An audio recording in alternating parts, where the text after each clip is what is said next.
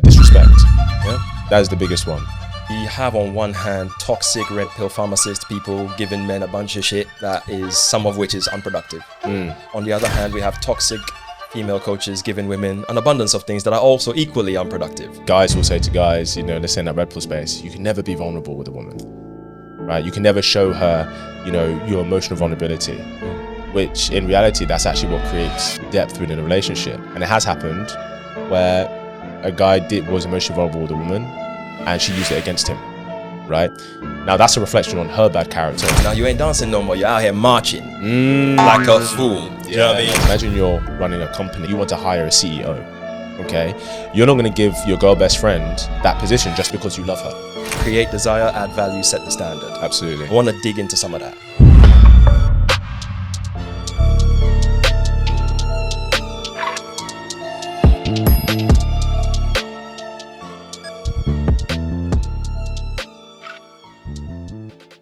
Welcome to another episode of Modern Dating with MrKing, and you already know I'm him. Listen, I've got a special guest with me in studio today.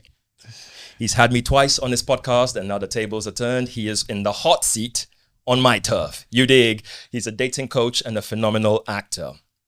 200 plus lives touched, helping women find, meet, date, and more importantly, keep the type of man they want. He's been featured on worldwide publications like the BBC, and he's also colloquially known as London's Hitch.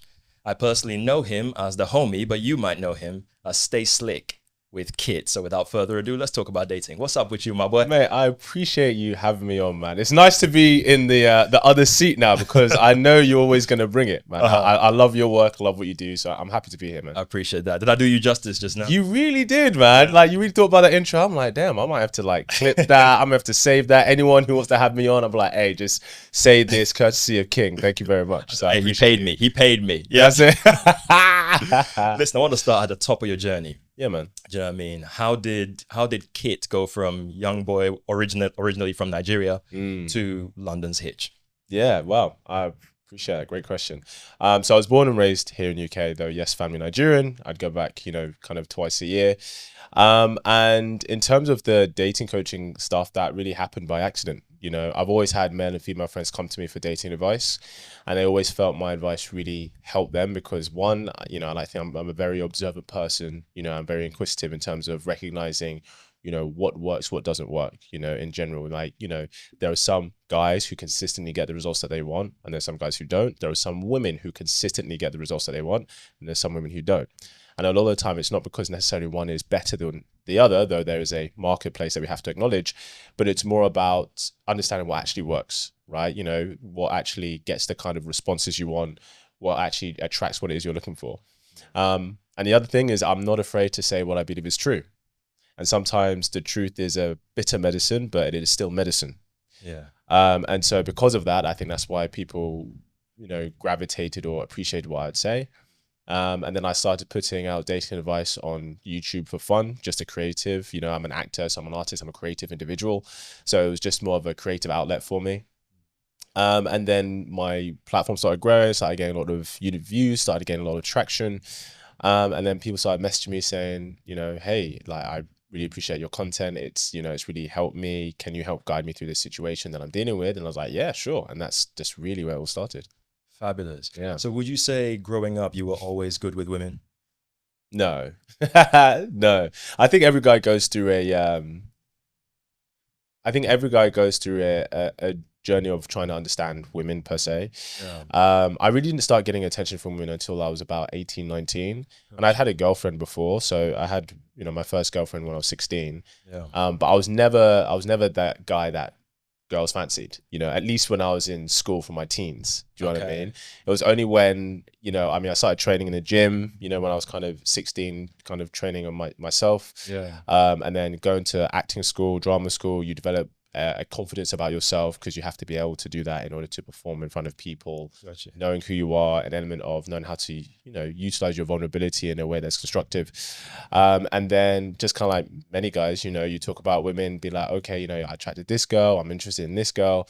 And then it did get to a point as I started getting more attention from women that I really started to understand dynamics between men and women a lot better. And then there were maybe some things about me that women were naturally drawn to that I developed to myself I was unaware of, but also recognizing that, yeah, you know, they're a different kettle of fish, you know, and there's beauty in that.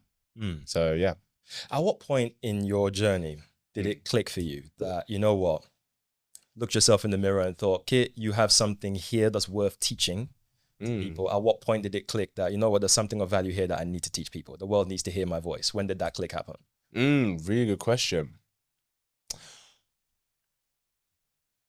It's interesting. I think the moment I really realized that maybe what I have to offer is something that people wanted and needed was when I started coaching people, and I was just coaching people for free, you know, just because I was passionate about this topic, I'm passionate about finding real connections, but attracting, you know, high quality people that, you know, you want to be.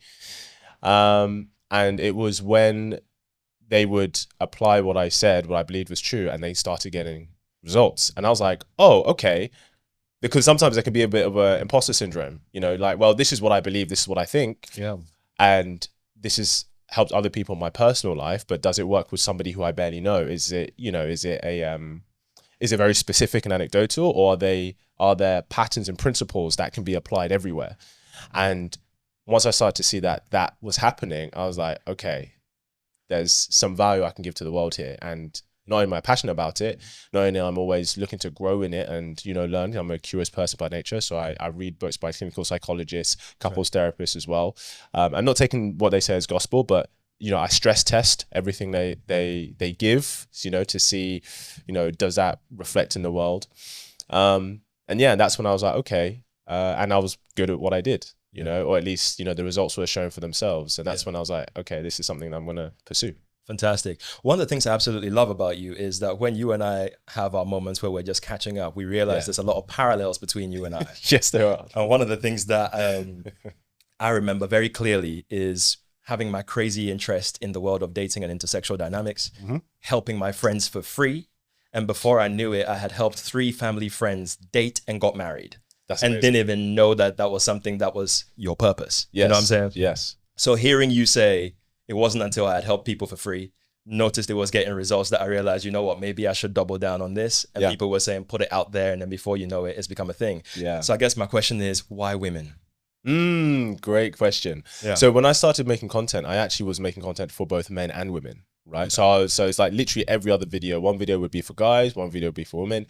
And then I think this was maybe just the time that I started, right?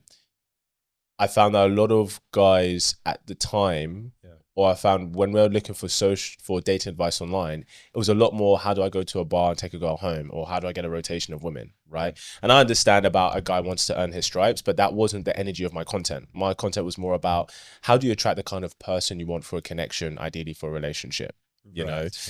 Because I genuinely do believe most of us want to have that one person who we feel excited about that we can build with. Don't get me wrong, you know, we're guys, you know, we can want to have experiences, you know, of course, like, let's keep it a buck. But I think ultimately for most people, that's the end goal. I like to believe that because I think that's how you build a legacy. But naturally, because my content was more about how do you attract the kind of person you want for some kind of connection, women just naturally were grabbing towards it more. So I just found through my content, through my responses, through my comments, I was getting a lot more responses and engagement from women than I was from men. So I just thought, well, the market is telling me this is the direction I need to go. So I just kind of doubled down on that. And now I primarily help women. And I tell you what, when I said it in the intro, you had a smile on your face where I said you're colloquially known as London's Hitch for ladies. Right? Yes. So how do you feel about the nickname? Is there any pressure to it? Is it flattering? How do you feel about it? Yeah, I think one of the hosts on the BBC gave me that, and I was like, okay, I'll take it. I mean, if they're referencing Will Smith, he's a good-looking man. I'm not going to say no, right? And everyone, you know, if you know the film, it's a lovely film. Yeah. I mean, you know, I take it as a compliment, I guess. I think that, you know, I guess it's some originality because it's for women as opposed to for guys, which I kind of maybe selfishly, I like that because it's like, okay, I'm bringing my own source that maybe hasn't been seen before to some degree. But yeah, as long as people get value from it, then, you know, I'm happy with that. You know, and if people want to reference me to Will Smith, he's a great guy. I'll take it. I'll take at least what he's achieved. So, you know, yeah. I feel you. And is there anything about the nickname that you find inaccurate besides the gender you teach compared to what Hitch did in the film? Yeah. So it's interesting because I think I had this disagreement actually recently with someone, maybe about a month ago, who I know, who it's interesting how people can take interpretation of, let's say, that film. Yeah. And if you haven't watched the film, but you know what it's about, it can give the impression of, oh, well, what Will Smith's character Hitch does in the film is he basically shows guys how to manipulate a situation where he looks great so the woman he's interested in will like him. Where really it's about how do you develop yourself, develop the opportunity to attract the woman you want. Now, whether she likes you or not is it is down to you, right? And he helps guys show, okay, well, this is how you can present yourself in the best way. These are the strengths you have. These are the weaknesses you have. So we're going to accommodate for that. And so I think there can be a misinterpretation of manipulation or like some fakeness, as in, okay, you have to perform to attract the person you want. Where really, everybody's evolving, right? We're always, no one's static. When people say, oh, well, that's just not me. And it's like, don't get me wrong, we all have our all authentic personality, but who you are today is not who you were a month ago. Right. You know, who you are today is going to be different to who you are in a year's time. And so I believe that it's really about, we have to ask ourselves, the kind of relationship that I'm looking for, that I want, what kind of person attracts that relationship? And have I developed those areas in me? Now, if that kind of relationship is genuinely what you're looking for, desire, and also is authentic to you, then developing the qualities in yourself in order to become that person is, of course, authentic, because you're saying, well, that's for me. And so it's really about, I think that's the one thing that I've had some pushback against that, or some interpretation of, oh, so you manipulate people to show how to perform to get something that's not real. I see. Where it's more about recognizing who's the kind of person that I want to become, because that's what attracts the relationship first and foremost. You know, as opposed to, you don't chase the relationship, you go, the version of me who has these results in life, what do they do? You know, what do they don't do? You know, what areas of themselves do they invest in? And then you choose to invest in that. And so far it's been really great feedback. Fantastic. Yeah. As someone who coaches both men and women, that resonated supremely. Because I think one of the things that men often struggle with when they're learning the things that make them attractive to be able to get the kind of woman they want, whatever dynamic they're looking for, short or long. Yes. One of the things some of them have as concerns is, do I have to alter me? Am I now not being myself because I have to perform this thing to get a girl? Yes. And what I try to get them to understand is that who you are is fluid. Absolutely. That there are absolute vast crevices of yourself that you haven't explored yet. So what we aim to do is to get people to expand the territory of what their character is and their personality, who they are. Absolutely. So they can bring forth other parts of themselves that are fundamentally attractive, that allows them to be more valuable to any space they're in, which by cause and effect brings them women. Yes. You know what I mean? Yeah. So it's about making people aware that it's not about manipulating anybody. It's about actually diving into the parts of yourself that might need to be highlighted significantly. Yeah. So that really struck a nerve. And what I want to ask you is modern dating. As your fellow coach, I'm sure you have the same concerns as me. Yeah. Where we have on one hand toxic red pill pharmacist people giving men a bunch of shit that is, some of which is unproductive. On the other hand, we have toxic female coaches giving women an abundance of things that are also equally unproductive. Very true. Why are men and women struggling to connect in 2026? Powerful question. I think the main thing is, one, we don't have strong communities anymore. So it's interesting because we all feel so very connected online. But in terms of connection like this, face to face, which is actually the connection that feeds the human spirit, there's a lot less of that now. There's a lot of focus on individualism as well, which is, well, it's all about me, what I want, what I desire. Yeah. And there's less about, what do I have to give? Not just to a community, but also to a person, to a relationship. Yeah. And there's a lot of advice that comes from rejection, hurt, and an attempt to protect themselves. So there's a lot of advice of, for example, guys will say to guys, you know, let's say in that red pill space, you can never be vulnerable with a woman, right? You can never show her, you know, your emotional vulnerability. which in reality, that's actually what creates depth within a relationship. Now, there's an appropriate time and when you introduce that, right? When you're building a relationship with a woman, right? There is a balance. But to never do that, that tells me, okay, and it has happened where a guy was emotionally vulnerable with a woman and she used it against him, right? Now that's a reflection on her bad character, not on your capability to be emotionally vulnerable. Equally for the woman's side, maybe she's been used for sex a lot. And so now it's like, cool, I need to know that a man is obsessed with me before I even make an attempt to even show any interest. Right. I'm like, well, that doesn't serve you, because the reality is the kind of man you want, he's looking for that reciprocation. Yes. Right? Now, maybe what the mistake we made before was you gave everything too soon, right? In which maybe it wasn't appreciated by the man. Where, especially as a feminine, it's more about he invests in you, but then you reciprocate. Right? The feminine, the man invests into the woman, if we're talking about reproduction, he gives the woman his seed and then she reciprocates, what he has given her, And so a lot of advice online that sounds good and feels good because it feeds the ego a lot of the time is a lot of, it comes from a space of wanting to protect themselves and never wanted to be rejected. And I think because of that, and that's what we're being pushed, everybody's dating on defense. I think a lot of guys date on defense, a lot of women date on defense. Yeah. And ultimately you can't win the game if you're always going to be on defense. You have to be on offense. I love that. You can't win the game if you're playing defense all the time. That's a tweet. Put that out there. I'll take it. If you got a journal, pop that into your journal. Remember that. Yeah. But here's another question, Kit, because this is one of the things I love within your philosophy of teaching women. Because on one hand, we've talked about this idea of men and women struggling to connect because there's a lot of fears and people playing defense. Absolutely. And part of what you teach women is to empower them to put themselves in a position where they can A, find, B, meet, C, date, D, keep the guy, right? The one they've been dreaming about.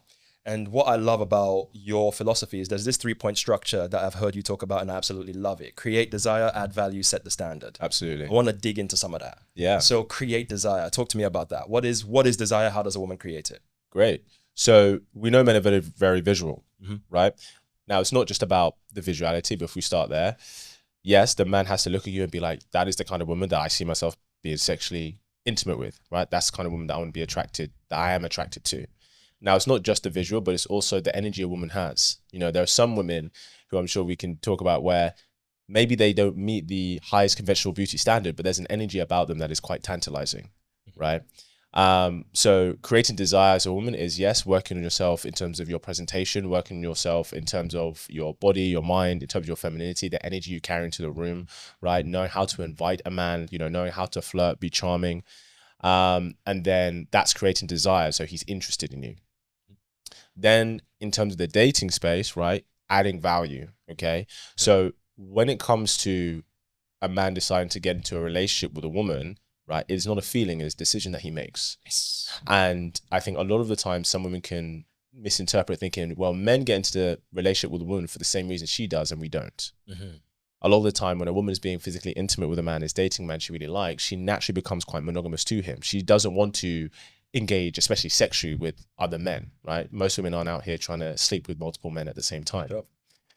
For a man, he can really enjoy a woman, enjoy her presence, enjoy her company, but to actually commit to her is quite a logical decision that he makes.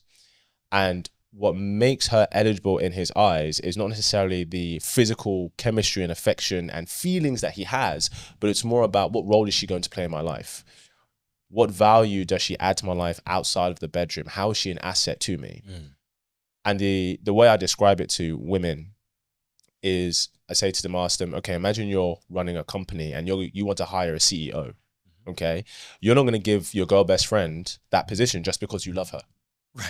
Right. You're going to choose someone who you like, but also who has the qualities and requirements you feel is appropriate for that position. Sure. When a man is looking for a girlfriend, especially a wife, that's how he thinks. Yeah, she's an amazing person I'm attracted to, I like her, but does she have the kind of qualities that I'm looking for this position of being the wife in my life? Right.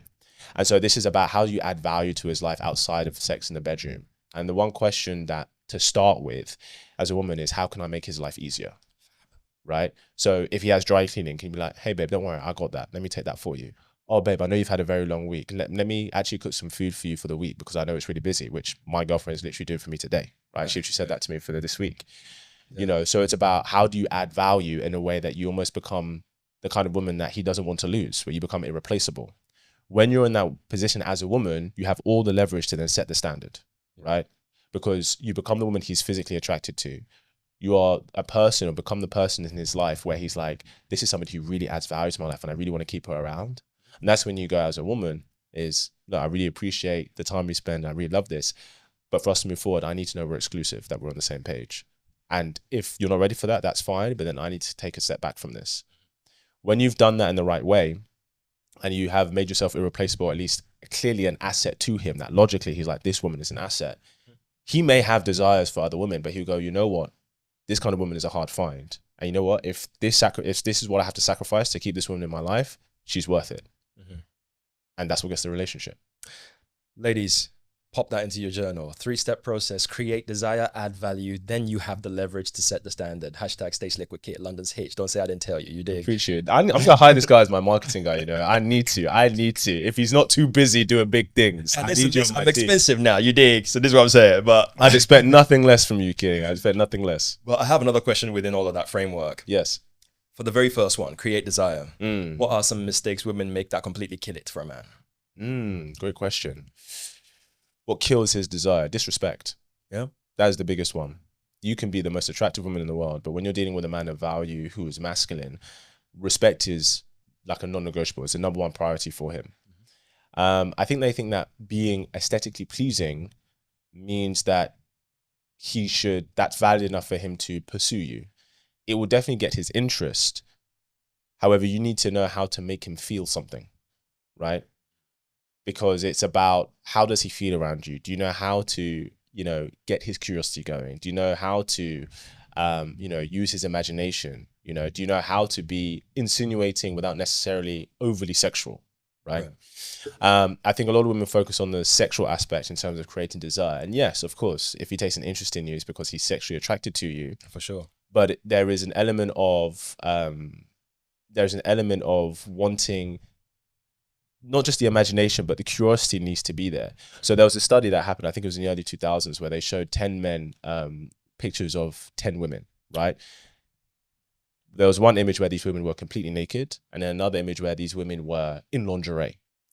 And the ones that they found sexier, that were more turned on, were the women in lingerie. And it's because there was enough that he could see that he knew he clearly liked her, found her attractive, but there's still an element of curiosity and imagination for him to discover.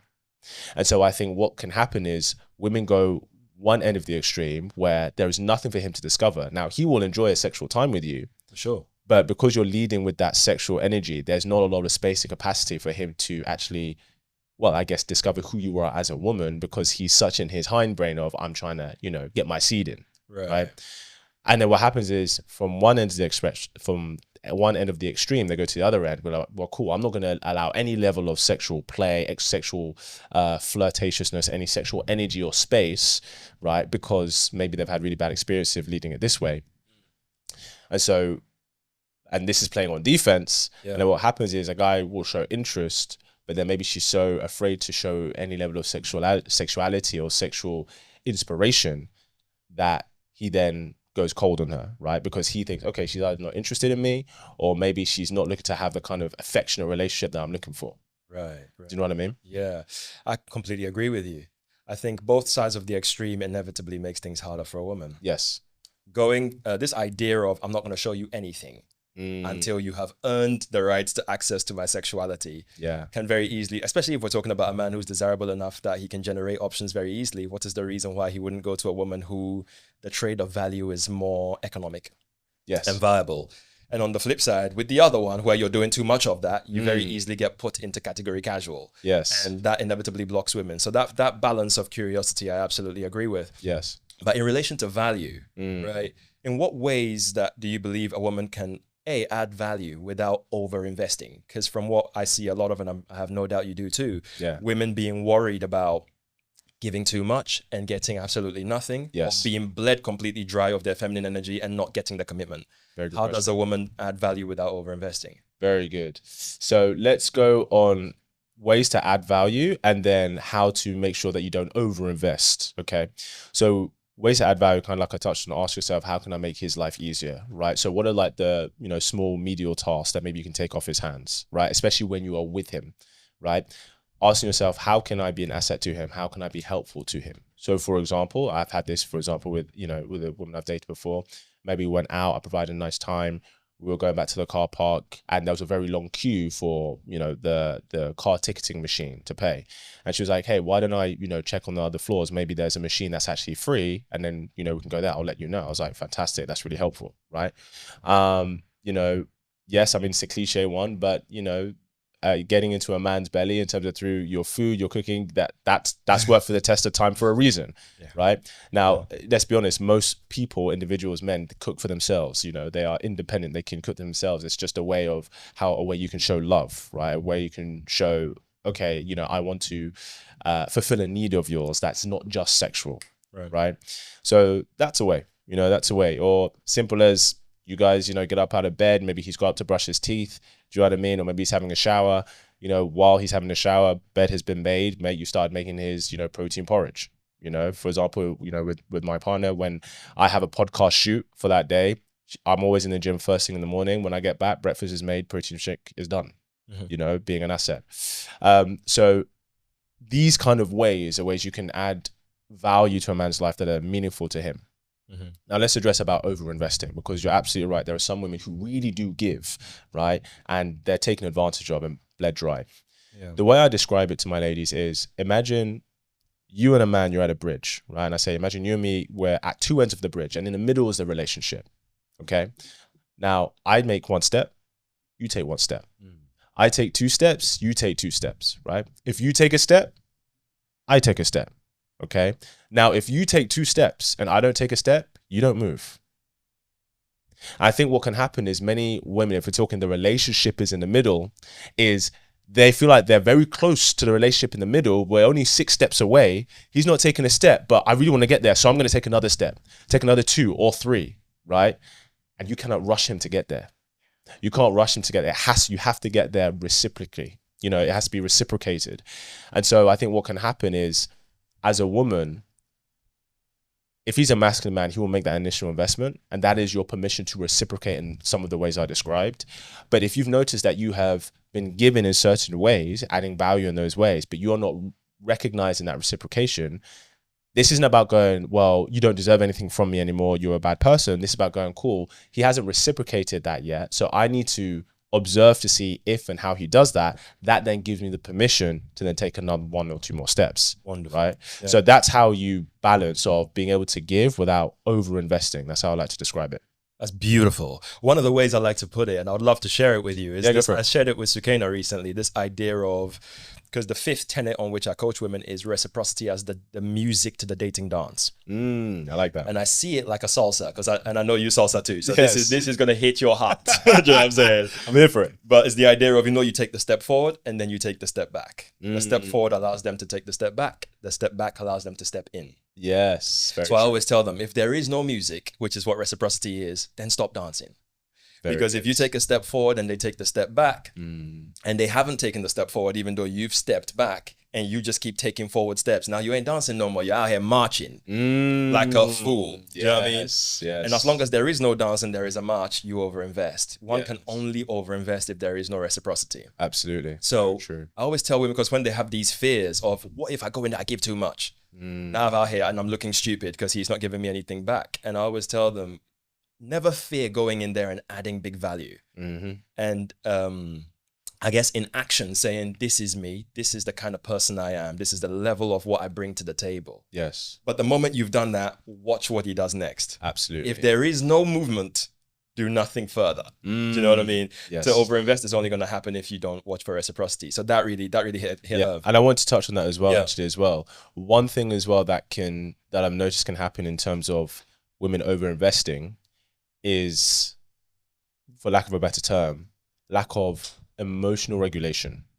Talk about it. Where, you know, and this quote comes from Matthew Hussey, so I have to give credit to him. But you don't invest in someone based on how much you like them. You invest in them based on how much they invest in you. And I think that is very true for women, especially if they're going to be in their feminine, right? Because it can happen. You know, I said, like you said, they could start marching, but the reason they start marching is because they have this anxiousness and anxiety of, I really want this to work.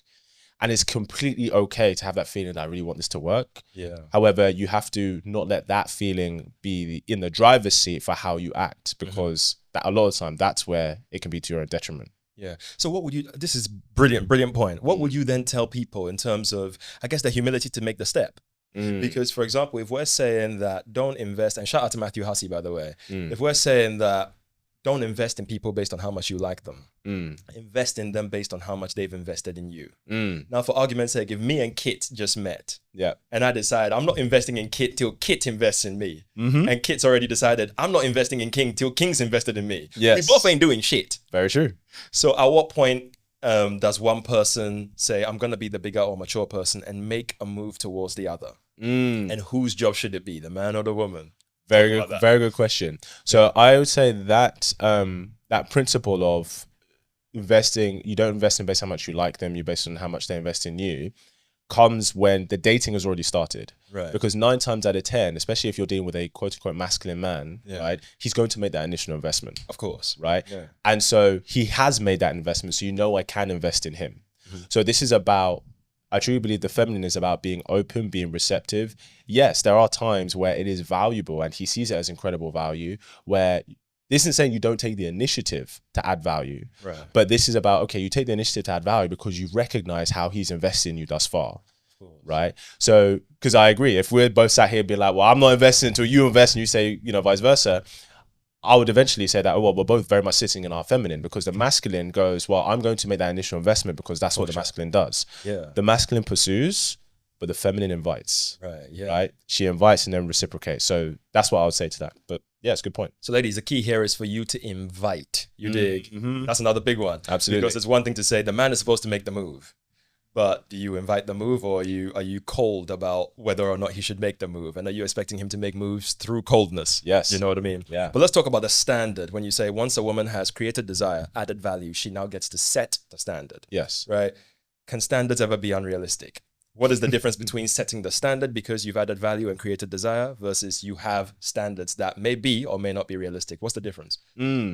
So I often see the unrealistic standards can be in the early on, the kind of man that she wants. And then there's the unrealistic standards in terms of what she wants or expects from a relationship. So in terms of what you want or expect from him from a relationship, you're going to see how he would be in a relationship when he's dating you, right? What I call is, you know, and as 2 actors, you understand why I say this, the dating is the audition for the role. Right. So when, for example, I hear this about, you know, don't do anything for him until you're a wife, or you don't do this to your girlfriend, it's like, that's kind of like me going to an audition and be like, well, I'm only going to sing the song you want once you give me the role. And it's like, that doesn't make sense. I need to sing the song first to a point that you agree it's the standard you're looking for before you give me the responsibility to sing that song in front of thousands of people, you know, of a paying audience. So I would say in terms of setting the standard, it's really more, and this is because for most women, it's about getting that exclusivity ways, investing seriously. It's really more about not even necessarily how he is with you, but it's more about the boundaries within the relationship that you both agree to, right? Because for most women, they can maybe date the kind of man that they want, but it's really getting that commitment and exclusivity.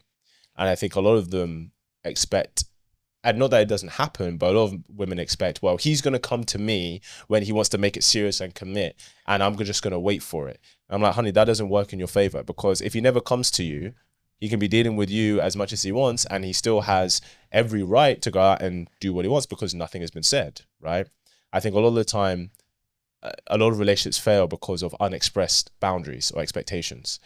So the standard usually refers to being exclusive. You know, you've been dating a guy for a certain amount of time, things seem to be going well. And a lot of women are afraid to have that conversation because they're afraid of rejection. Yeah. They're afraid of, well, what if he says that he is not ready for that? What if he says he doesn't want to do that? What if he says that actually I'm not the person, which is a valid fear, but you can't let that stop you from having that conversation, because that very fear is what's going to keep you in a situationship for 12, 18 months, 3, 4 years at the end of the day.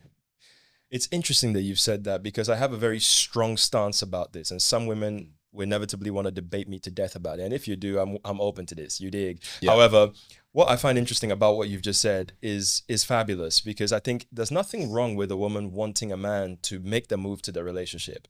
If he feels that way and he wants to do it, great. Mm-hmm. The reason why I agree with you, and I believe it is actually on the woman to bring that conversation up, is because we know that we see already that most women don't want most men. Yes. Most men are not deemed eligible candidates in the dating market. That's right. Through history, 40% of men reproduced, 80% of women did. Yeah. So if we're saying, we know there are other factors involved, but if we're saying that the bulk of the available women only mated and reproduced with less than half the available men, Yes. that means most women don't really like most men. Mm. And the men that they deem worthy are so few. Yes. Which means those men have an abundance of choice. Now, we know the male nature and biological proclivity favors sexual variety. If it could, it would lean exclusively towards non-committal sexual access. So it is not in a woman's best interest to expect that he will do it. Yes. Because if you could leave him to his own devices and he has 4 women, he will have the perfect woman in 4 people. Yes. So I think it's on you to bring it up. And if by any chance he's not ready for it, at least you discover it and your time no longer gets wasted. Very true. But if you fear that it could not be what you want to hear, so you won't bring it up, so you'd rather be in a 3-year situationship, you're not doing yourself a service. Do you know what I mean? Yeah. That's my stance on that. What do you think? I agree. Yeah. It's kind of, it's like getting a blood test to find out whether you have a certain immune disease or not. Like, not opening the letter doesn't change the fact of life. Like, it's better to open the letter and see, right, do I have it? What's my next step? Or if I don't have it, oh, thank God. Right. So not opening the letter doesn't mean it doesn't change the results of the letter, so to speak. So I completely agree. Yeah. Currently, do you think modern dating is harder for men or for women? Why? Very good question. Who do I think it's harder for? What is the goal first? Yeah, because on one hand, okay, so let's go with 2 options here, just to give you some context. Sure. If the goal is long-term relationship, I want to be in something serious that has the possibility of turning into a marriage and a nuclear family. Yes. That's the goal. Who's dating harder for? I think dating's harder for men, but it's always been harder for men to do that because, as you clearly stated, only 40% of men have ever reproduced and 80% of women have. It's harder today for women to get commitment from the man that she wants. I think most women know a man, if she wanted to be in a relationship, she could. It just may not be with the man that she wants. Whereas for most men, they just do not have the opportunity or the options to have that. So if we're talking about the goal is to get a relationship, then it is harder for men, for sure. It always has been. But it is harder for women today in comparison to previous generations to get it with the man that she wants. And mainly because the man that she wants is the standard is much higher today because they're exposed to a lot more. Not to mention, the men who meet those criteria standards also have an abundance of exposition, because now it's like you're not limited to the 10, 15 women village in your town. You have the world, right? We live in a globalized data marketplace. Stormzy can date someone from Canada, from LA, from France. It's not just the lovely women in London. So I think it's harder for men in general because same reason, right? Like if we're wanting to date a gorgeous girl, we're not just competing with the men in our area, our block. We're competing with Stormzy. Yeah. We're competing with, Saka. We're competing with Jude Bellingham. That's right. Do you know what I mean? Depending on what she's exposed to. Right. So I'd say it's much more difficult for men, but it has never been harder for women in history than now. Right. I would say. Yeah. And as we talk about exposure, so now you have your Stormzy, you have your Jude Bellingham, etc., you Brad Pitt. Yes. So there is a spectrum of caliber. And we know that, as you put it, and got to give you your credit for where it comes from, quality and caliber. Caliber being what the man is on paper and his accolades that makes him his mate value as far as objectively. Quality being how he shows up as a person, his character, that kind of thing. Caliber goes up depending on what the man does, his status, money, looks. Yes. Quality being his character. So women are now exposed to bigger caliber. That's right. So a woman can have a standard for the caliber of man she would date. At what point does standards become unrealistic for a woman? Unrealistic for her specifically? Yes. Yeah. At what point does it become unrealistic? If she's never gotten commitment from that kind of man, you have to really ask yourself, am I the kind of woman who can attract this man on a serious level? Because we know that when it comes to casual sex, men will entertain women they wouldn't consider seriously. For sure. You know, we know that. And so a lot of the time women can use sex to get access to men who would never actually, you know, consider for a relationship, because maybe at least where she's at on her journey, she is not the caliber of women that he would be drawn to for something long term. And so when it becomes unrealistic it's really when she thinks because she can attract that man sexually, that it's an option for her. And unfortunately, that's not the case most of the time, because we know as men are wired to seek out sexual opportunity. For sure. Right. And so even if you have, for example, a Jude Bellingham or a Michael B. Jordan, or just, you know, the attractive, successful man down the road who works in finance, a woman who is maybe more, you know, average looking, maybe he wouldn't consider date, but she says, hey, I'm willing to come over, we can sleep together, and then I'm going to leave. He's like, why would I not take that? And so as a woman, you have to ask yourself, who is the most desirable man of caliber I've ever had commit to me or pursue me for real commitment, where he asked me to be in a relationship with him? And that's where the baseline you're starting from, not who you can sleep with, because giving sex is very easy for women. Right, it's very easy, but actually getting a man's real intention and commitment, you know, that's the validation for you. Yeah. Hey, you heard it from London's Hitch. One of the things I believe about this as well, because one of the questions I get asked a lot, and I'm sure you'll have a take on this after my explanation. Yes. Women, you know, like how we have men give women a sliding scale of numbers. Yes. She's a 10, she's a 9, she's a whatever. And women often ask when they're discussing mate value, well, what's my number? And because it's so subjective, even though there are objective metrics of beauty and mate value, it can be really tricky, because it's like, well, one man's 6 is another man's 9, right? So what's my level? Yeah. And one of the things I like to filter it through is through the prism of respective leverage. The idea that women are the gatekeepers of sex and reproduction. Yes. Men are the gatekeepers of commitment, because we are the choosers for who gets the title. So as a woman, who you can sleep with is not indicative of your level, because that is yours to give. Yes. And as a man, who you give committed to, who you get sex from, because that's hers, you get it from her. That's actually more indicative of your level. Absolutely. So as a man, if you want to know what your level is, who is the hottest woman you could get sex from? Big facts. And as a woman, if you want to know what your level is, it's about who is the highest level of desirability in a man that you've got his leverage from. Absolutely. You've got commitment from. Yes. Right? So if the best level man you've got commitment from is a 10, you're probably a 10. 100%. And if the best level man you could get commitment from was a 5, you're probably a 5. So one of the things I tell women, you want to know your level? Look at your last 3, 4, 5 exes. Objectively, give them a score. You're about the average of that. Yeah. Do you know what I mean? Very true. That's what I tell women. What's your take on that? I completely agree. You know, it's a, you know, another beautiful way of essentially saying your base level where you're starting is who you get commitment from, because the commitment is the validation for you as the woman, right? It's interesting when, you know, sometimes I talk to women and, you know, they say about, I've got loads of options. I have a bunch of options, right? I'm like, so why haven't you chosen any of them? I'm like, oh, well, because, you know, I don't want any of them. I'm like, so those aren't real options if you don't want them. They're not. Right? If you don't want them, they're not real options, you know? So yeah, I completely agree. It's who you get intention and commitment from. That's your standard where you're starting from as a woman. Ladies, pop that in your journal. Who you get commitment from, the level of that man is actually more indicative of your mate value rather than who you can sleep with. But Kit, dating apps, have they helped or hurt? Vastly. Well, that depends on the demographic you're talking to. If you're talking about the high caliber quality guys, it's helped them a lot, right? It's given them access to way more women that even kings back in the day never saw in a lifetime. If you're talking about your more normal average guys, right? Even some guys just above average, but who don't fit into what I love you term the Himothys, we should say, right? And I definitely want to get onto that at some point.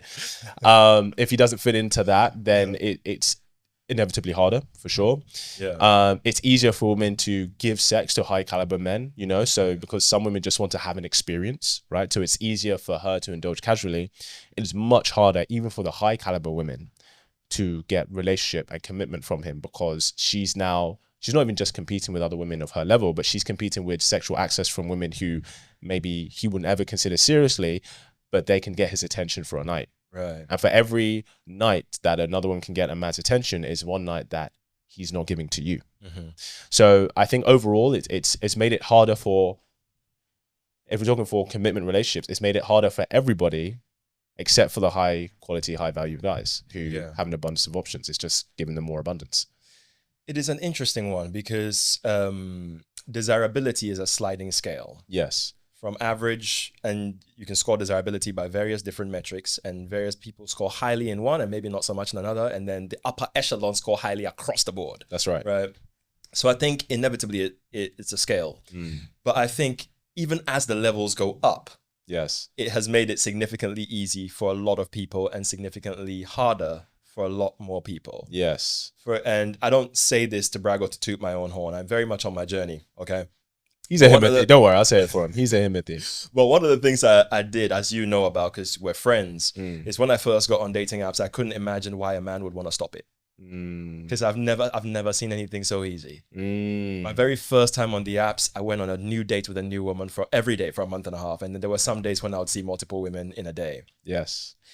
To brilliant outcomes of intimacy, dating, sex. So I came to this place in my life where I thought to myself, I genuinely feel that even though I'm not at the upper echelon of man yet, and I'm on my journey, I genuinely feel like whatever you can want in dating, you want sex, you want a casual relationship, a friends with benefits, a rotation, or a long-term girlfriend. I have an easy time getting either one, any of them. And I couldn't see how people were complaining about it until I got exposed to the reality that some people genuinely struggle to even get matches, let alone dates, let alone sex, let alone relationships. Yes. Right. And I remember thinking to myself, if it's like this for me, what does it look like for the famous footballer who is single? Bro. And I remember thinking to myself, why would he ever want to commit to anyone? Yeah. Because this really interesting thing happened where a friend of mine sat me down and she said, King, you're right now in Sheffield. You're shagging everybody and their mom. Like, do you sincerely mean to tell me that nobody's wife material? And I said, if I'm being real, I've probably come across at least 10.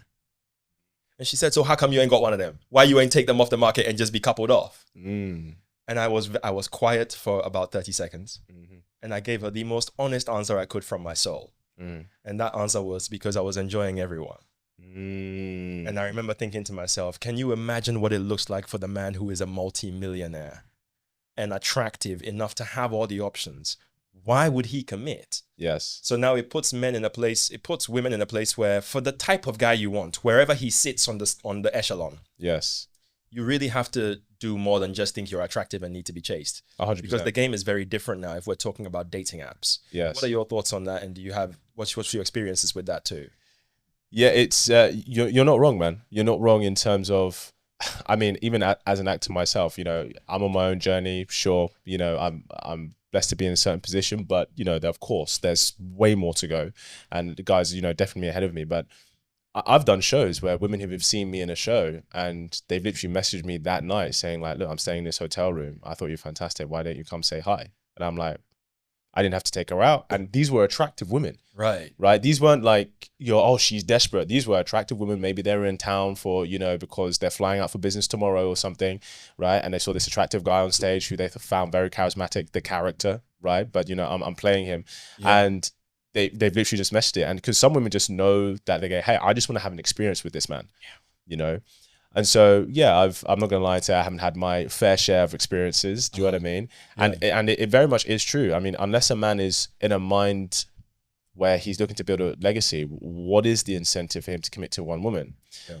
Now, I would say is if he meets a woman who really adds value in ways that other women don't. And here's the thing, it's interesting because I say, while it's harder for women to get a relationship, it's actually never been easier to be a woman who sticks out. Yes. It's actually never been easier to be the kind of woman that a man goes, she's different. Tell me why.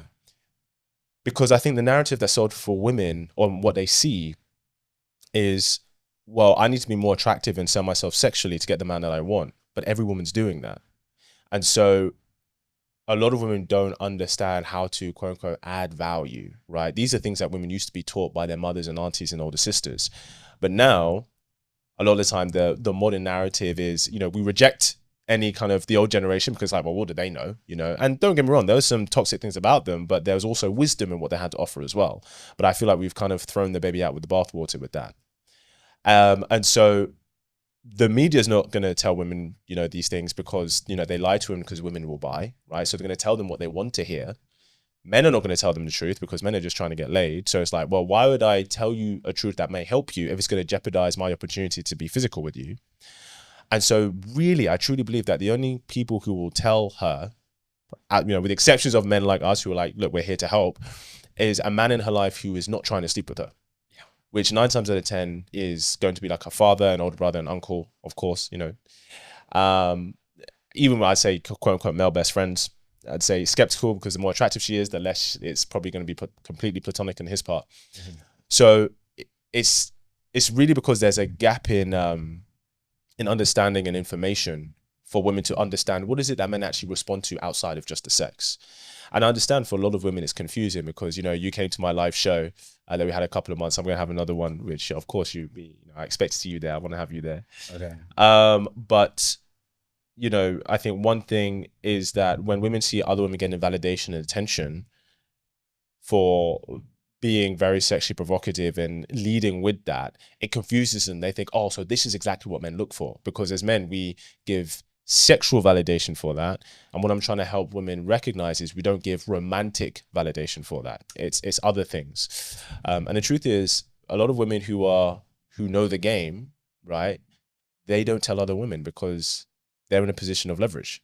They're like, well, if I'm a woman and I know how competitive it is to get the high value guy sitting across, in the lovely white shirt, muscles, he's very successful, right? Perfect smile, very articulate, very intelligent. Stop flirting with me, kid. If I know that I want to get his commitment, yeah, and coming across a man like him is very difficult, why am I going to share the secrets with other women who could be competitive for me? And I actually believe this is a really big reason why, this is a bit of a tangent, but I've heard this from other women, why when a woman sees, it could be a friend even, or colleagues, maybe she's wearing a dress that isn't too flattering. She'll say, you look amazing, girl. Yeah, let's go out, go for it. Because though she maybe knows that, okay, maybe it's a dress that's not too flattering, it means that she's less likely to be competition when she comes the kind of man that she actually wants. Yeah. Because for most women to meet the kind of man she really wants, it's 1 in 50 or 1 in 100. So when that man comes along, you want to make sure you're in the highest position of leverage in order to get that man for something serious. Yeah. And this is to do with intersexual, competition between women. And it's something that sometimes women will push back on, but we have to be honest. Like, we know that's true. They know it's true. And men have the same thing as well. We just compete in different ways. Yeah. Wow. Listen, I want us to react to some things because I want to get your take on it because I think people would benefit significantly. Yes. From this. But before I play the first clip, is there anything you'd like to ask me? 100%. I've got a couple of things. Okay. So, I want to prick that brain of yours as well, for sure. Because I think it's important that the audience know, the kind of man they're leading with, because, this is definitely an exceptional human. So you talked about Himothy before. If you could really define for the men and women listening, in your definition, what is a quote unquote Himothy? What is that? Yeah. So you've probably heard it before when people would refer to men and say, he's him. And it's the idea of he's an exceptional man. Yes. And this term that runs around, high value man, I don't like that term very much because I think it's now become a caricature of what it was originally intended to mean. Yes. So what I like to say when I talk to women is I say desirable man. And the reason why I say that is because desirability is a massive spectrum. Maybe somebody is a 10 by looks, but they're terrible everywhere else. Yes. And maybe to a woman who values looks, that 10 out of 10 by looks is a desirable man. Another man might be ugly by looks, but he's a 10 economically. Very true. And for a woman who values economics, that man is a 10, even though his looks are shit. Yes. So I like to say desirable man, and I always give women the caveat, whatever that means to you. AKA whatever it is that you value in a man's desirability. So I don't give them this blanket idea that she may not actually care that he's got money. She might actually care about his character. Very true. So I let people choose that. But I only engage with a high value term because it's a blanket thing in pop culture and it allows me to actually make the point. So to bring it back to your point about the Himothy, the general idea of that is a man who other men respect and want to be like and other women want to be with. Yes. And within that framework, there is a big spectrum. Yes. You don't actually have to be Brad Pitt.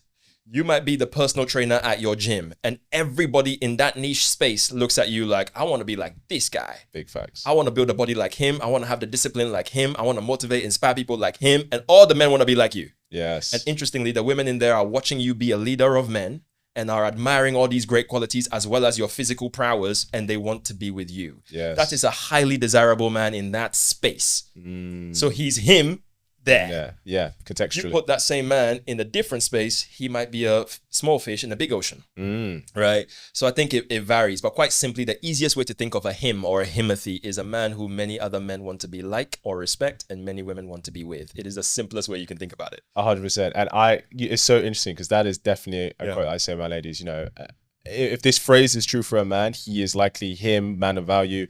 Other men want to be him, other women want to be with him. That's right. If that is apparent, that is true. Yeah. So on that, and this is kind of going back to what you kind of asked, right? Yeah. But so for a man who is this, who has a degree of abundance, can sleep with multiple attractive women, what is the incentive in your eyes, Mr. King? What's the incentive for him to choose one woman and potentially be monogamous to her? What's the incentive for him to do that? Yeah, it's when the man gets to, I usually tell women this, and this fantastic point. This is why you need to get London's Hitch in conversation. Stop it. Because you get to give women gems, right? Stop it. But one of the things about that, Kit, is because if we leave men to their own devices, they favor sexual variety. Yes.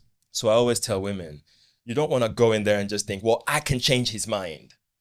Because what you need to look out for is he A, ready for a relationship, and B, open? If he isn't, if them two things don't tick off, don't do yourself a favor and don't put yourself in a position where your life's about to be hard. Yeah. Because now you're going in there expecting to try and change him. Yeah. He doesn't necessarily have to be ready, but he needs to be open. Because then that means then if I add value and he sees it, I can set a standard that says, listen, you either do this or it's fine. Yes. But if he's not even open to the idea and he's definitely not ready, nothing you do will change him. You can add all the value in the world, and a man who is not ready and not open to long-term does not want to do that with you because he's not ready. Yeah. Ladies, sometimes it's nothing to do with you. Do you know what I mean? This is just the reality. So he has to be in a place where he's either ready or open. And then his incentive is, my life is better with this woman than without her. So I find her ridiculously sexually attractive. I don't look at her like a friend. I want to rip her clothes off and I want to do all these crazy things to her. At the same time, I want to hug her. When my day goes crap, I want to tell her. When something's happening, I've just made some good money or something, I've had a promotion at work, I want to tell her. So on one hand, I find you incredibly attractive, aka in the words of London's Hitch, she's created supreme desire. Yes. In addition to that, my life is better with her than without her. She's added significant value. So my incentive now is I don't find this a lot. It's easy to find the beauty. It's easy to find women who I desire. Yes. How many women can I genuinely say my life is better with you here than without you? Facts. There's not a lot of that. Yeah. So if he's ready and he's open, then you creating desire, you adding value is his incentive to actually be monogamous. 100%. You know what I mean? I love because that. outside of that, listen, if he's not ready and he's not open, nothing you do will change it. It's true. It's true. You know what I mean? So on that then, because I think there's a phenomenon that many women don't understand, and I have my own take on it, but I want to hear yours first, and we can chop the bits at it, see what's going on there. Where a woman maybe would have been they'll see a woman be in a relationship with a man for 5, 6, 7 years, right? And that woman who's with him, she wants marriage with him, she wants all of that, right? But because it was not going that way, maybe things ended, right? And then within a year, he's suddenly engaged to someone else, right? And so a lot of women have this idea of, okay, like she's thinking, well, if I just stuck out for another year, would he have then proposed? Would he have then started to want marriage with me and start, building that legacy together? Like, what was it? And so I think a lot of women, I think ironically, Sukena actually brought this on to my podcast, and and I had my own take on it. Yeah. How much is it just about when a man wants to, get married and all of that? Is it just about her being just the right woman in the right time? Just her being the woman who's there at the time that, as you put it, he is ready. Like, how much is it of that? Is that a thing, or why do you think that happens? I think there is some truth to it because when he's ready and he's looking at the women who are available, yes, the ones who fit will be chosen. But this idea of, when he's ready, you just have to be there is insulting to men. In my humble opinion, if you think that just because I'm ready for a relationship, you just have to exist, that's crazy. Because that's you telling me that I look for nothing but your presence when I'm ready. Yes. And that's not how it works. I still have requirements. I still have standards and things that I'm assessing you for in the same way you have things you're assessing me for. So I do need to be ready, but your existence is not the only prerequisite. Yes. In the words of London's Hitch, you still have to create value and create desire in addition for me to select you. So this is why I said in my original point, if he's ready and he's open, then you doing those things is you colliding with the right time. Yes. Do you know what I mean? Absolutely. But the idea of like, oh, I did it for a year, and maybe he wasn't ready for the year. Yeah. So fair enough. And when you broke up, he got ready, and 6 months later, he was in fact ready, and the woman who came in and created desire, added value, won that situation. However, the other side of that equation is sometimes a man learns with the previous woman. This is one of the sad parts of the dating market for both men and women. Sometimes you are the stepping stone for a man to find his wife, and sometimes you are the stepping stone for her to meet the ideal man. Because sometimes he has to fumble you to know what quality looks like. And the next time he comes across another you, he knows I'm not fucking this up anymore. Very true. Because I remember that girl who was like Amy.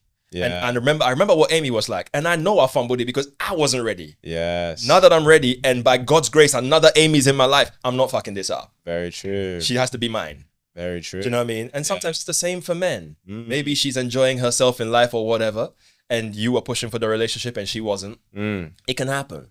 And she lost you. And she gets through a lot of men who don't take her seriously, and she gets to experience life and see reasons why Kit was that guy. Yes. I had access to a him on caliber and quality, and I fumbled it.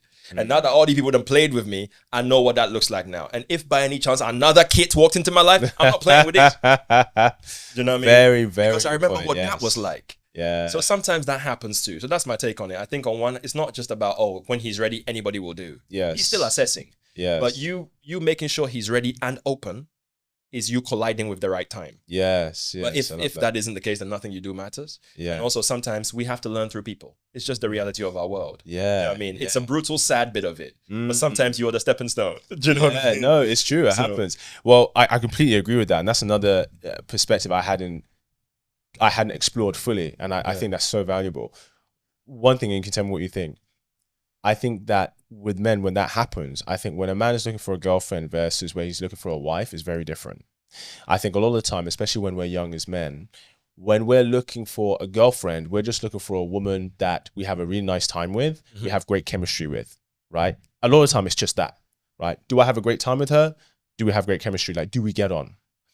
When he's looking for a wife, it comes into those, I said about those hiring a CEO. There are certain qualities that we are specifically looking for.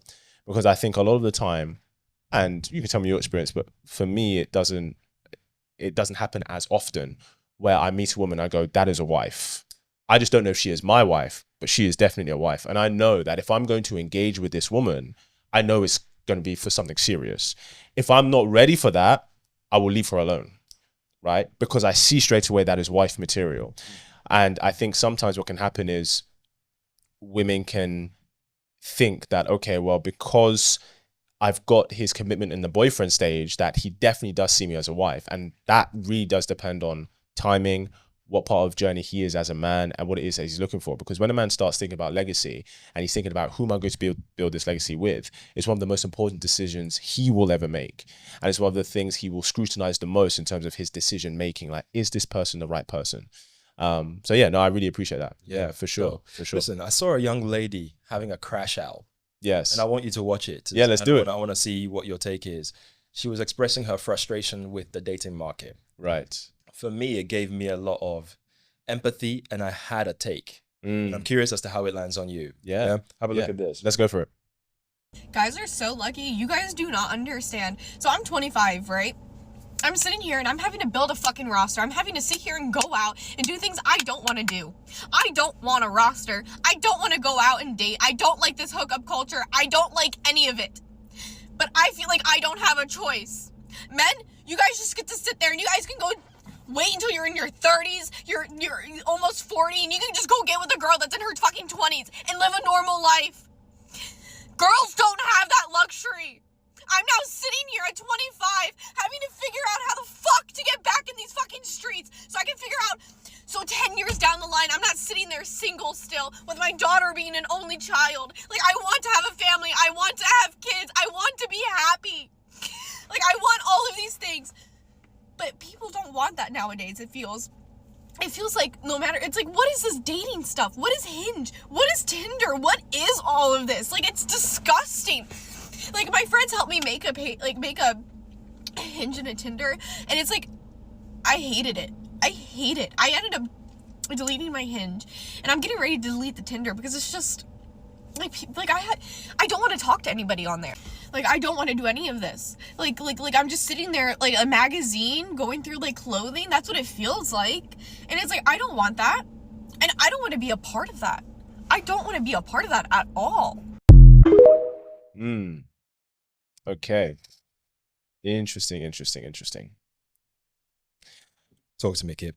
She definitely, and I have empathy for her, and there are a lot of women like her who genuinely want something serious, genuinely want a connection, who are young, and they feel really lost.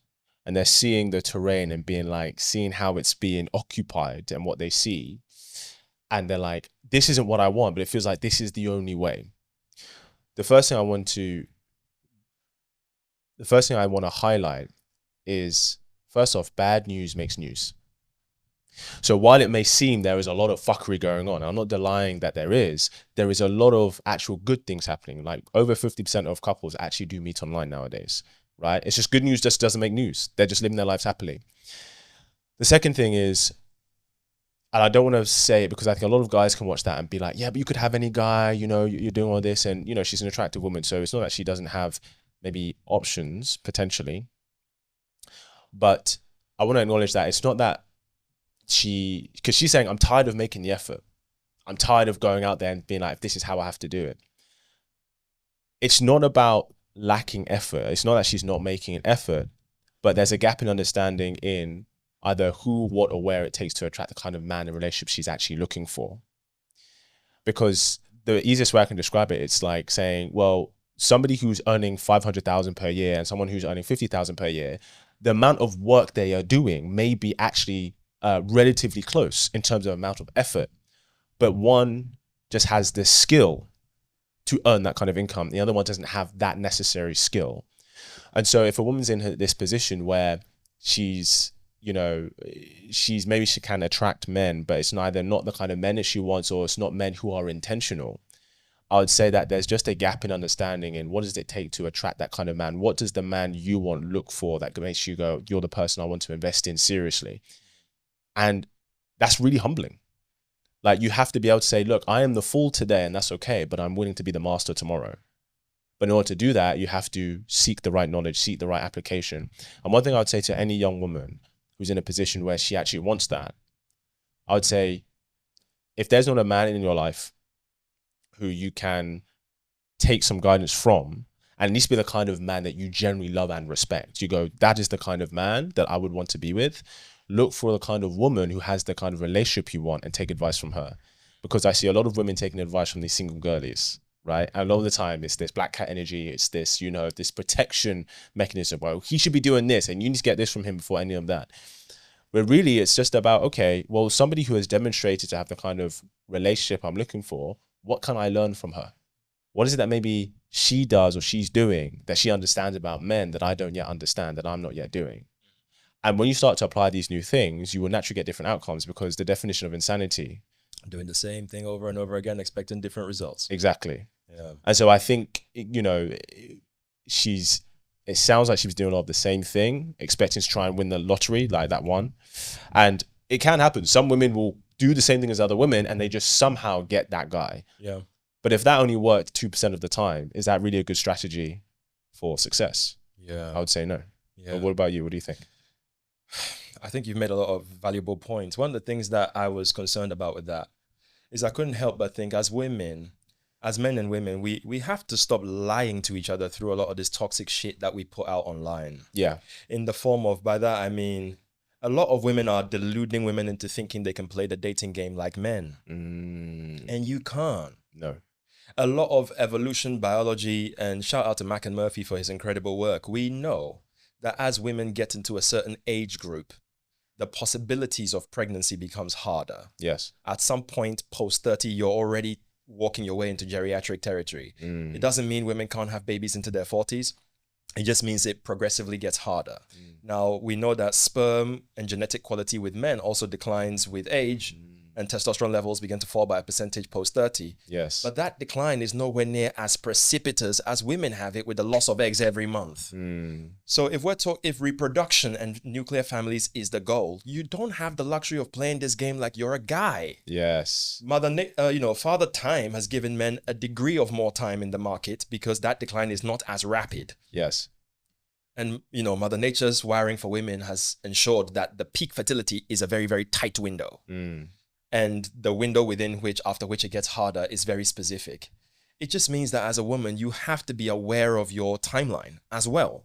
So it's not just about just being here and engaging with dating. You also have to be aware of, I don't get to run around in these streets the way guys do if the goal is the same. Yeah. So I think this idea of us telling women that they can do it like a man can, we're lying. Yes. And I think at some point in our society, we have to just get real, where we just tell women, listen, sweetheart, you can date if you want to. You can run around if you want to shag a bunch of people. Do that too. Yeah. Your thing is your life. But recognize that if reproduction is the goal, you don't have the luxury of the same amount of time as a guy just by virtue of the pace at which all the genders decline. Yes. So you have to play this game strategically by understanding what you are working with. Yeah. Absolutely. I think that's a big thing that needs to happen, because I think for me, that's what hit me the most. I want to have a family. I want to be happy. You know what I'm saying? Yeah, 100%. And the thing is as well, and to give some reassurance for any women who are like that, as a woman, you have a lot of power, especially when you're in this position. Right? Like women, you're born with value, right? You have that initial power up front. And so when you're younger, rightfully or wrongfully so, and I wonder if this is why there's an element of, women typically maturing faster than men, is because you have a lot of power in the beginning, in which you have to know how to use responsibly to serve your goals. Our power comes later as men. Yeah. Not to mention, the only time it even comes later is it only for a small handful of men, in terms of most men will never have that level of power leverage in the dating marketplace than the attractive young 22-year-old woman or 25-year-old woman, no matter how hard he works. Do you know what I mean? I don't know any man who could just DM Beyonce and she will fly him out. Do you know what I mean? No matter how attractive or good looking or successful he is. Yeah. And so it's really about understanding, okay, I have a lot of this power up front. Have I learned how to use it? Yeah. Where do I learn how to use it? And the irony is, I think it's just women lacking guidance. Yeah. Right? But in order to be able to receive the guidance, they have to let go of the protection mechanism. And a lot of the time it can be the ego. I understand that. It can be the pride. It can be, why do I have to do this for a man? Oh, it's not fair. It's never going to be fair. Yeah. But in terms of not fair, honey, believe me, you have the leverage over most men. And it placates itself because, as you said, 80% of women have reproduced, only 40%. Yeah. So that's something they can take that's reassuring for them. Fantastic. There's another video I want you to react to. Let's do it. This one is a friend of yours. Sukena. Okay, Miss Sukena, let's go. I happen to know her because I've appeared on her podcast. I've met her. And I'm going to have her here too. She's going to be in that hot seat too. And I can't wait till I do. We're in talks on schedules. Yeah. As her friend, kid, I am genuinely, her content was I first became exposed to it because women sent it to me, women I was coaching. Right. And they sent it to me highlighting concerns about it. So they were saying they thought it wasn't healthy. They wanted to know my thoughts. I genuinely, at this point now, am beginning to question whether Sukena is actually healthy in terms of advice. Interesting. But let's hear what you've got to say. Yeah, let's go for it. Okay, listen. The only thing that is going to get a man obsessed with you is indifference. You have to display a level of indifference as a woman to get men to be obsessed with you. It is as simple as that, okay? Men are obsessed with this Roman Empire thing. They have to go on a quest. They want the quest. They want to conquer you. They want to be able to conquer something. And if you're the type of woman, you overextend yourself. You make yourself available. You free up your schedule all the time. They're not going to value you. No man has ever sat there and said, oh my God, I really like this girl so much because she just does everything. She does everything for me. She frees up her time for me.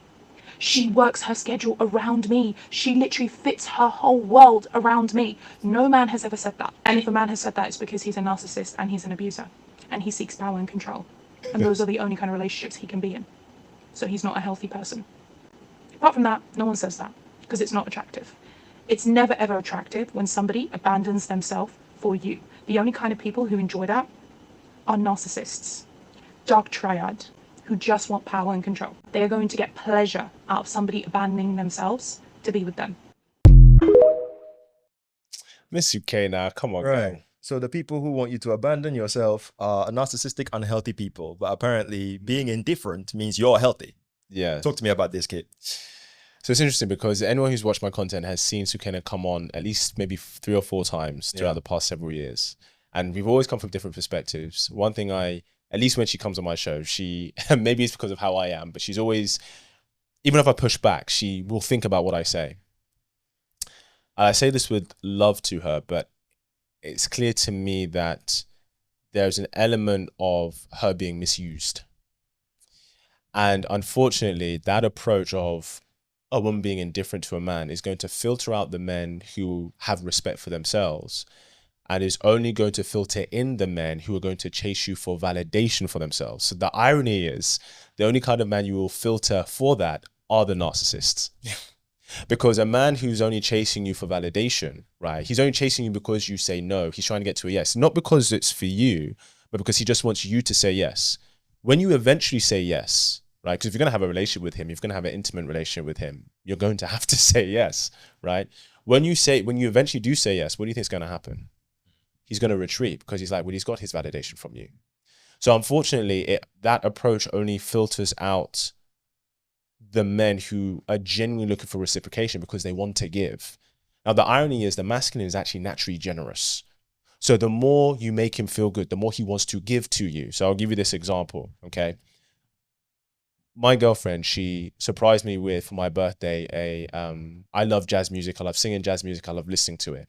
So she took me to, I think they're called 52nd Street, which is like a jazz club experience, right? You dress up as, dresses, tuxedo. There's performers throughout the evening. Very amazing stuff. Love that. Now, bearing in mind, because I really enjoy that, she really did that for me. It wasn't like, okay, you did this for me, so I have to do this for you. I naturally was like, I want to do something even better for you. And so for her birthday, right, I surprised her with a trip to Morocco. Right. And she brought the itinerary as in what we want to do. Obviously, she found out when we were going to the airport, she thought we were going somewhere local. And what I'm trying to say is when you're genuine with a man who has genuine interest for you, you doing things for him makes him want to be generous for you, because the masculine is naturally generous. Right. And I don't mean to sound crude, but it's even in our biology. Right. Like there's one egg, but as a man, when we're with a woman, we don't give her 1 sperm. Yeah. We don't give her 10. We release millions. The masculine is naturally generous. Right. Now, unfortunately, here's the thing. I'm a generous person, right? So if I'm dating a woman, I'm going to show up with that general, that level of generosity, right? However, if I'm not being received well, or I'm not seeing what I want from her, I'm not going to change and be like, cool, I'm indifferent towards you. I'm just be like, you're not the woman for me. That's okay. I'll move on to the woman who actually wants to reciprocate and appreciates what I'm giving. Fabulous.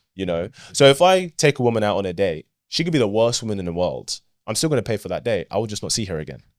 And unfortunately, I think this approach she has is saying that, if you're showing up really great as a woman and you're not getting that reciprocation, being treated how you should be, you think it's because you are giving. And no, it's not necessarily that. It's maybe you're giving to the wrong man, or you're not recognizing that reciprocity in order to do this. But being indifferent will only have a man who chases validation. It will not have a man who's genuinely interested in you, because the man that you respect is also looking for that reciprocation as a standard. Indeed. Yeah. What's interesting about that is that where I agree with her is in saying that no man at least no healthy man has loved the idea of a woman abandoning herself for him. Because part of what would make me respect you is that you have a standard to the way you move. Exactly. There's certain ways that I behave that will be a cutoff point where at this point you don't treat me like this no more. Yes. It generates respect. So a woman who abandons herself will inevitably lose respect in a man's eyes if she's doing this over and over again. I agree. I agree with that. But the idea of, as a result of that, be indifferent. I think if what we're saying is you need to have standards for yourself. If you're dating somebody, there should be cutoff points. There should be boundaries. There should be, does make sense. Temper your behavior. Absolutely. I'm with you. Be indifferent is to say, don't show interest and don't show disinterest. Be something in between that is undiscoverable. Yeah. What man with a brain who is desirable enough to have options of equal attractiveness to you or higher is going to be excited about you being indifferent? 100%. And I think as well, what women underestimate is actually a woman showing interest makes her more attractive to him. Like if I go out to a bar or club and I see 10 women and 6 of those women I find attractive, 3 of those 6 are showing me high interest, those 3 become instantly more attractive to me. Absolutely. Because I know that my investment in them I'm going to get a higher reciprocity and return. So that becomes a more attractive prospect. Absolutely. So why would I not invest in a woman who's showing interest? But if a woman's not showing interest, it's not my job to convince you. Absolutely. You do what I mean? And the crazy thing about what she said about men want to conquer something. I remember thinking to myself, man, I can't wait to talk to her. I cannot wait to talk to her on this particular turf. Yes. Because I want her to unpack the philosophy behind a lot of this. Because this idea as well that men want to conquer, anybody who knows anything about our evolution and even the way things are in the world knows that conquest for men is so I've tapped it and it's done. Mission accomplished. Yes. Men don't seek to conquer women to keep them. Yeah. Conquest is to experience it either once or several times for that specific context and be done.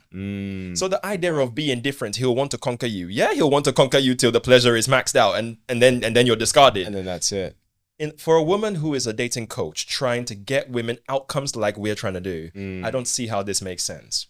As healthy. No. And that is my concern. Yes. It's not a bashing or hating. So again, I can't wait to have you if you see this.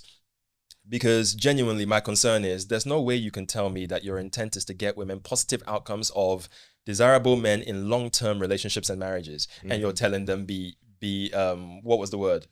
Indifferent. Be indifferent, and that works. That doesn't make sense to me, and I want to know the logic behind it. Yeah, does that make sense? It does. Do you know what's really interesting, right? Is because though we have different perspectives, I have a lot of love and respect for Sukena, but she seems to be a lot more. Every time she's come on, and there's been things behind the scenes where I've given her advice on a certain situation, and it's worked. And so it's interesting because I feel like what I see in her content is different to the woman you meet. The woman I meet, who seems to be very, even if she has a different perspective, she seems to be quite open to discussing, right? And actually trying new things. Yeah. But I think what can happen is, especially if we've been hurt before, we've had really bad experience before, is that protectionism, right, is so wide to trigger anytime something can come up. Yeah. That if we're not careful, that habit is what we then show to the forefront. And I think that's what I see here. I think that's I would say, Sukena, if you're watching this is what has been my concern. I can't wait till I have you in the hot seat. Because the version of you I think I meet and what I see in your content is incongruent. And I want to understand what's going on in your head, but I can't wait to have you. You ready for the next one? Yeah, let's do it. All right. This is fun.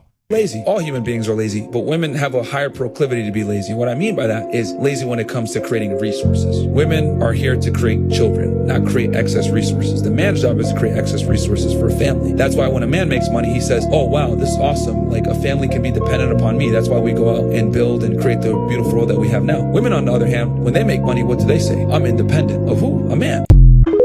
Talk to me. He says women are lazy. Yeah. So women they're not lazy. Their incentive for creating resources is not the same as men's. So women do not need to create resources to attract a great mate. Men, 9 times out of 10, we do, at least historically. Because if you give a woman who doesn't have a man, but she has 2 children, you will see her go to work. You'll see her have 1, 2, 3 jobs to support her family. So it's not that women are necessarily lazy, it's the incentive is different.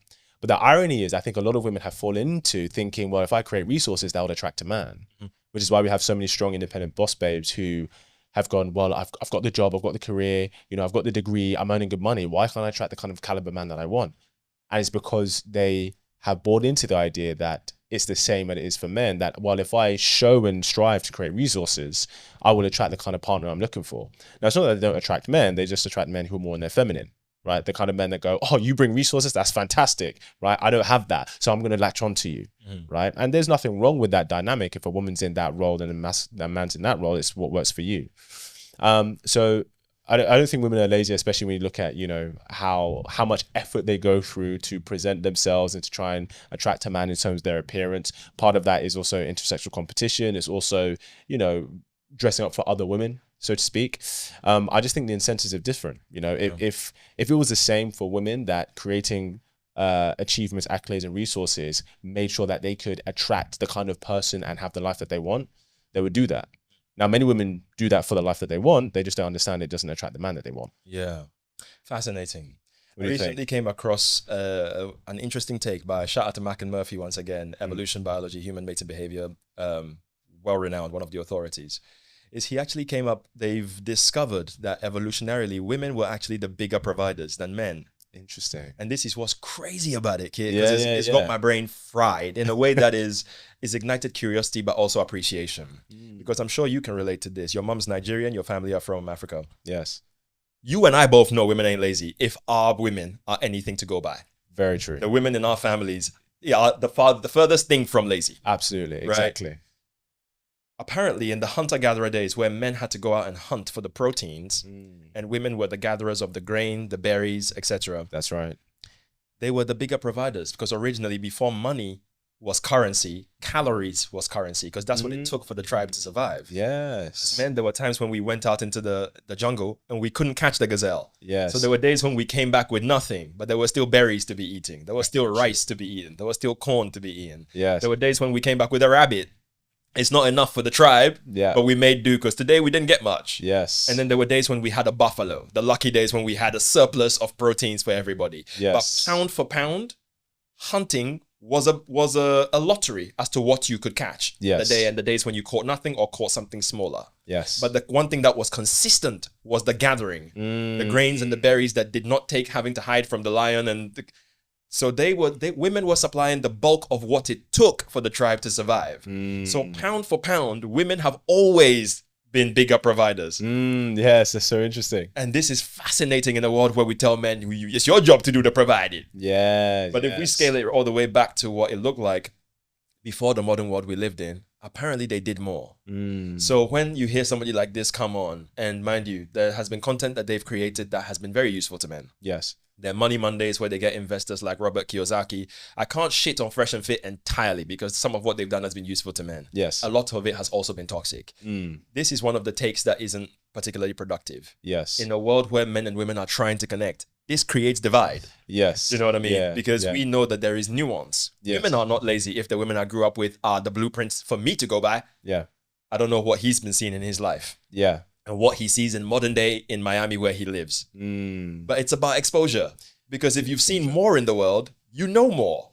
Yes. And you don't paint every woman with this blanket that says, no, women are lazy. Yeah. You know the women I grew up with? Yeah. Like, Yeah. do you know what I mean? 100%. That's my viewpoint on that. No, I agree. And I think there's often a lot of, it's very easy to, it's interesting because there are things that he says particular that, of course, we can see why he's got to that. He's saying that statement as men because a lot of the time, things that we measure men through are very tangible. And I think there's a lot of things that women bring that are they're intangibles, but are still very much important and valuable. Yeah. So a man may bring a tangible salary, a tangible home, house, but a woman will bring the home. She will protect his spirit. Right. Do you know what I mean? She will maintain connections of them as a unit to other people, which is valuable for him. Yeah. And so I think because of that, and especially it's a very masculine way to look at things, that it's just what tangible value are you bringing? Do you know what I mean? Which I understand, and there's some utility to that. Yeah. And I think while that can be true, and there's of course the intangibles, there is also the truth of, well, we understand, that women would not date a man if he did not make her life better. Of course. If he did not elevate her life in the tangible ways typically. Yeah. Right. But there are ways that that of course she brings value to the table that may not be measurable, but is still very much invaluable. Absolutely. I think society doesn't pay attention to that. The intangible value that a lot of women bring to our lives, especially when they're great. Yes. Now, we're not talking about the women who do want to just leech off a man. We're talking about productive, normal women who exist in the world. Yes, exactly. Don't let social media fool you into thinking what the stuff they talk about is every woman. That's not how it is in the real world. Right? Exactly. But Kate, I want to talk to you about your angels. Yes. What is the Kids Angels community? So Hold on. What is it? Yes. Who is it for? Fantastic. So Kids Angels is my community of women who I coach, right? Some of the women I coach in the group coaching, some I work one-to-one, about half I work one-to-one, I'd say. And this is for the women who are really looking to attract the kind of man and relationship that they want. And so most, my youngest client she's 24, my oldest is 63. Nice. Though, I've not seen her for a few months because she's got a great high value guy relationship now, which is fantastic. Fabulous. But it's really for the woman who is really ready to attract a very high quality partner, and is really ready to have something serious and long term. And if they're tired of guessing, tired of waiting, the first clip you showed me, that woman, 25, looking for something serious and ready to learn how. That's typical kind of who would have a conversation, would like to have a consultation with me. Most women I work with, I'll probably say 70% of them are kind of in the 30s to early 40s range, which is usually around the time where women are looking to settle down, have a family, have something substantial. So yeah. So who absolutely should not try and join the Angels? So you shouldn't join the Angels if you look for something casual. Okay. You shouldn't join the Angels if you're just looking to have find like a sugar daddy, I should say. And it's definitely not for the woman who is not ready to take accountability for her own love life. Gotcha. Yeah. In order to get results in any way, we have to take accountability. And if you're in a place where you're still saying the problem is all men, right? I am not for you. You're not ready to receive, right? You are closed, right? And it's all about consent. So until you're ready to give consent, where you're ready to receive, so you can start getting what you want, now's not the right time. Fabulous. But if you're a woman that's like, you know what, I accept that maybe what I've been doing hasn't working. Maybe there are things I don't understand about men, about how to go about looking for. I understand I have one life and I'm willing to learn. And, you might say, well, I wish I'd known this when I was, 10 years ago. But as in Chinese proverbs they say the best time to plant a tree was 100 years ago. The second best time is right now. Yes, sir. And so if you're at that point where you're like, I'm ready to make that right now, then get in touch. Fabulous. And what is something that no one asks you, but they should? What, ladies ask me? Yeah, ladies, yeah. The ideal avatar. What is one thing as advice that women seek? What is something they usually no one asks, but they probably should? That they should.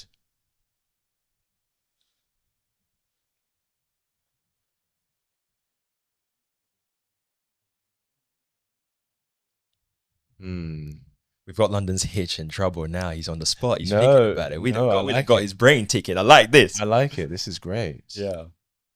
I love that.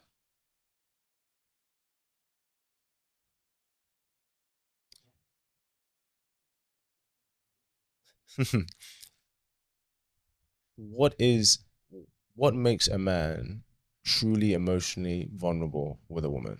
Yeah. No one asked this? I don't get asked it as much as I should, because it's when a man is emotionally vulnerable with a woman, that is when he truly falls for her. A lot of what I get asked is, how do I get him to commit to me? How do I get him to treat me this way? How do I get him to do that? And that's all valuable. But a key piece of that is getting him to share with you emotionally. Like, for example, a woman who can say to a man, there is nothing you could do that I wouldn't ask, there's nothing you could ask me I wouldn't say yes to. That makes him want to go, I need to protect this woman at all costs. I need to make sure I look after this woman because she puts so much trust and faith in me. I have a responsibility to make sure she's good. And so really understanding that as a woman, you protect a man's spirit and how powerful that really is. And part of that is recognizing him being emotionally vulnerable with you is such a sacred space for him.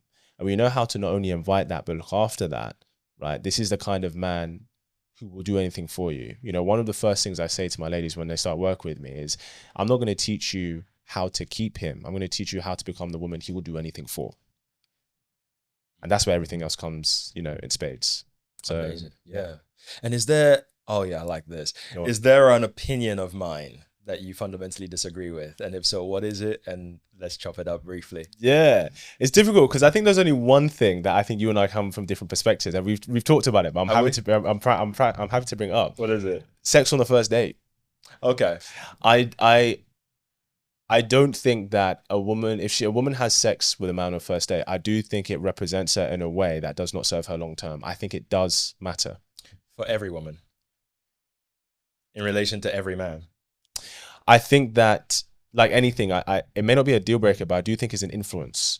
So if the first time I meet with a woman, she is sexually open with me, which has happened, many times in that sense, but it may not be a deal breaker. It may not be I won't take her seriously, but I do ask the question, especially if I don't know her that well yet. how much as she does this with other men that she also desires. Because it makes me think that, and I've talked to guys and they can think this, in a relationship, you'll have highs and lows. You'll go up and down. Naturally. If she is a woman who operates from desire, having desire isn't the problem. But being sexual because you have desire is what makes me go, this isn't the kind of woman that's long term. Because there will be points, I'm not going to pretend to say that you will not find another man attractive. I'm not going to pretend that you may not even have desire for other men at some points, depending on what your vicinity is or whatever. What I care about is how do you behave with that desire. I got you. And so a woman who operates, if she sleeps with me on the first day or sleeps with a man on the first day, it gives the impression she does it because she had high desire for him, which having high desire is something I want. But the boyfriend, husband part of me wants to go, if you have high desire for another man, will you choose to have sleep with him as well? It gives me the impression that you would. I think what's interesting about that, Kate, and you've probably, I respect your Of course, I respect your opinion. Let's go for it. What I think is interesting about that is I think you've heard this before as well. One man's 4-year relationship is another man's one-night stand. You've probably heard something like that before. I've heard some of the rhetoric, yeah. The reality of what we know of it is we already know women tend to break the rules for the men they really like and make them for men less so. Very true. At the same time, while I understand the validity of where you're coming from, just because she managed to entice the boyfriend side of you by holding back on her desire, does not necessarily mean by default another Himothy is going to inspire the same waiting. True. You know what I mean? I agree. So I see where you're coming from in terms of the likelihood. Yes. The reason why I have a different stance is, mind you, I don't tell women go on dates and shag everybody on the first date. I don't tell them that. Yeah. Me as a man, I know that I accept the part of me where I can acknowledge and tell everybody I am sociosexually unrestricted. I like sex on the first date. I love when a woman desires me that much and she's open to going all the way. Yeah. And as a man who sees himself as a great man, I don't demonize a woman for having desire for me. I don't necessarily think it by default means she's doing that with everybody. Yeah. I think as men, the more experienced we get and the more seasoned we get, inevitably we tend to know by sensation the difference between a woman who slept with you because it's you and a woman who did it because this is just what she does. It's a difference in feeling. And it's a sensation in how it's done. And the way the process happens. Yep. And also what I value more are the other deeper things that I assess in the woman.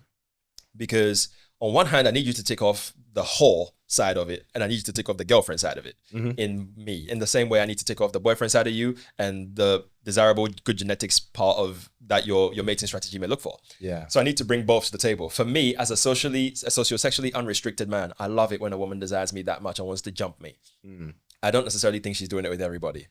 And I don't use that as the barometer for why she won't be girlfriend material, because why she won't be girlfriend material is the girlfriend assessment, not the sex assessment.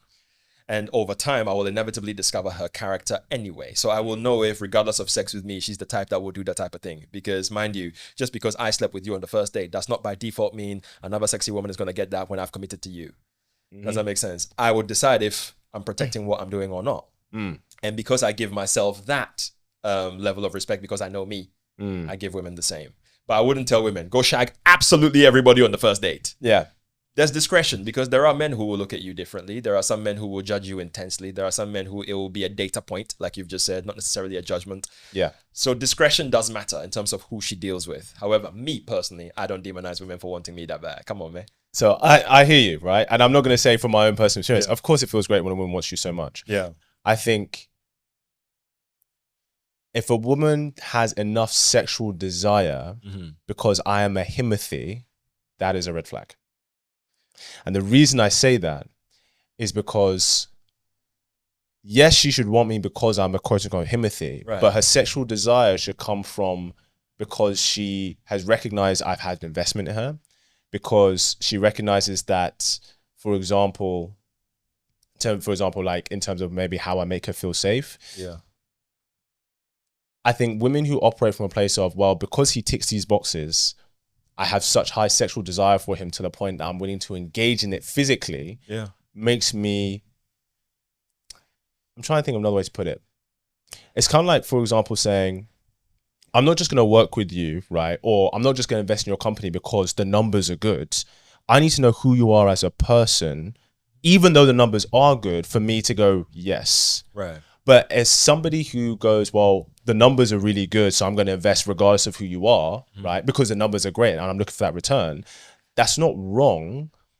But I think it goes, well, if you're not asking about who is actually dealing with the investment you're going to make, even though the numbers are great, I think it leaves you up for blind spots. Because, for example, I know how you're saying about, okay, the feeling of whether she's sexual with me because I am him, or she's sexual with me because that's how she is.